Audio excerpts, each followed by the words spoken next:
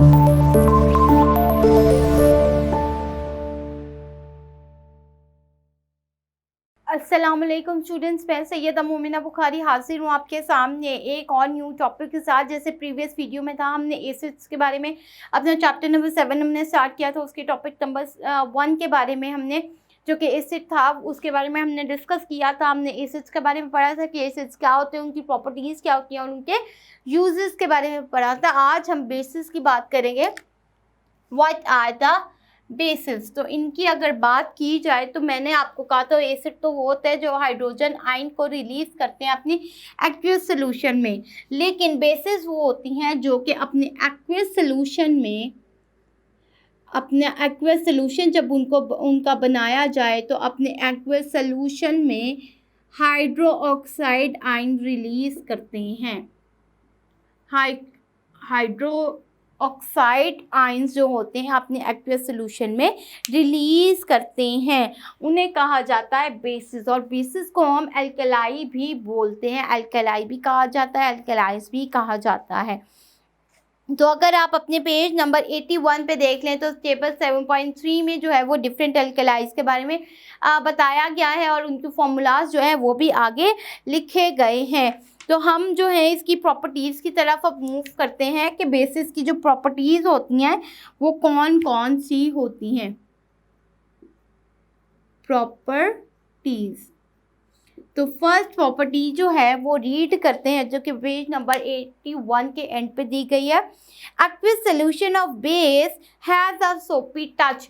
जब इसका बेसिस का जो एक्वियस सोल्यूशन बनाया जाता है तो इनमें बड़ा एक सोपी टच आता है। जैसे आप सोप यूज़ करते हैं तो आपके जो हैंड जो होते हैं, वो हाथ जो होता है उस पर जो होते हैं वो बबल्स वगैरह बनना शुरू हो जाते हैं और एक आपकी जो होती है स्मूथनेस आपकी जो होती है वो सरफेस स्मूथ हो जाती है। वैसा ही एक टच जो होता है बेसिस को जब उस लिक्विड्स में ऐड किया जाता है उनके एक्वियस सोल्यूशन बनने पे, वो क्या हो जाते हैं, उनकी नेचर भी कुछ ऐसी हो जाती है, सोल्यूशन भी कुछ ऐसा ही बन जाता है।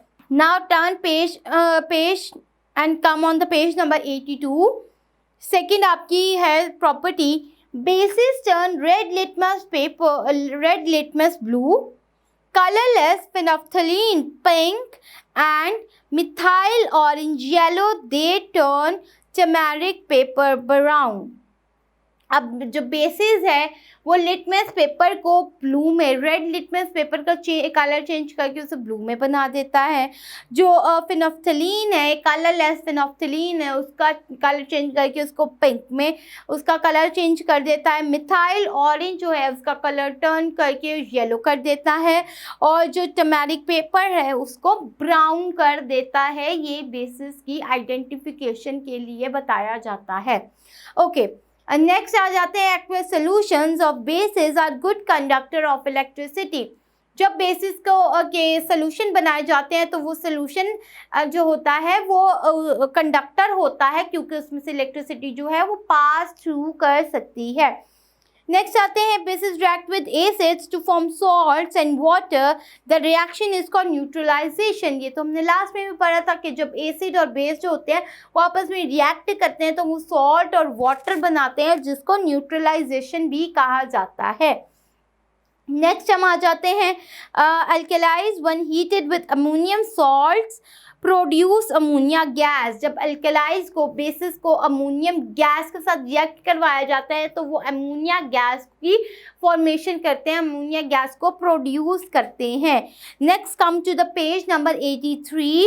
Property, last property, property number 6, alkalis react with fats to form soap and glycerine.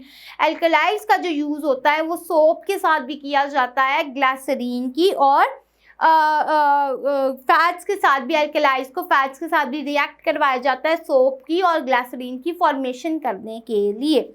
Next हमने इसकी प्रॉपर्टीज़ के बारे में भी बात कर ली। अब हम इसके यूजेस के बारे में पढ़ते हैं कि इसको कहाँ कहाँ यूज़ किया जाता है।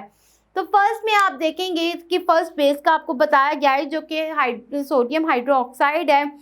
सोडियम हाइड्रोक्साइड जो है इसको जो है वो रेयॉन जो होता है उसकी मेकिंग के लिए, उसकी मैन्युफैक्चर करने के लिए यूज़ किया जाता है।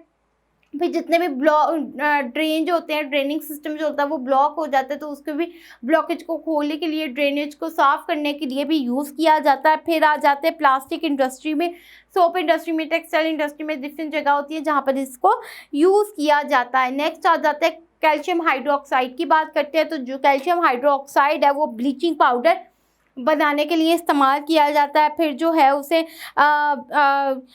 है उसे सल्फर स्प्रेस जो होते हैं उसे भी बनाने के लिए यूज़ किया जाता है।